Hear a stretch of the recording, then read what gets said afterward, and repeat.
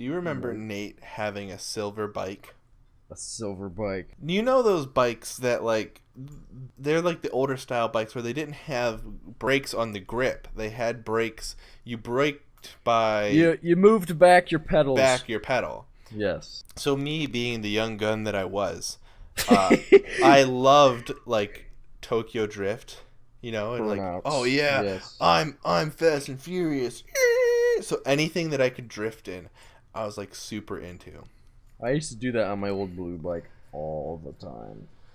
So Nate had this silver bike, and it was fortunate enough to be that type of bike. Like you don't find those types of bikes anymore, but it was that type of bike where you slammed backwards on the pedals, and that's how you would brake. And the nice thing about those types of brakes is it's not like today's brakes where there's different levels of like stoppage. Like in those types of brakes, it braked by just completely stopping the wheel. So you could drift the bike by pedaling really, really fast, and then you just slam backwards on those brakes, and then you turn your front wheel, and you'll just slide the rear wheel because you got so much momentum, but the wheel's not moving. So you just go, and you just like you drift, and it feels really cool. It's a lot of fun. So that's what I used to do on his bike, and I don't know how well you remember his garage.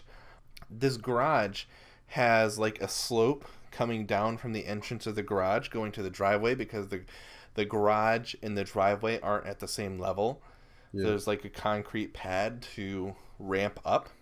So what I was doing on this particular day was I was drifting. I would speed up going down the driveway, like a 50-foot stretch, just gunning it down the driveway, and then I'm drifting into the garage, and I'm going up that slope. And as I'm going up that slope, I just hear. It sounded like a shotgun going off, and then all of a sudden the bike just like gives out, and I like the most rickety roll into the garage ever. I'm just like, and then Nathan's just standing there looking at me, and I'm just like, what happened? And then I look down, and the whole tire is just gone. Like it just literally it shredded off because I had drifted so much on that bike that I just wore down all the rubber until there Yeah. was nothing left. And on that last final drift right into the garage is when it occurred, and I wore it down, and it went and it just gave out, and that was it. And that was the last we ever saw of that bike. We never even replaced the tires. It was done. Oh wow.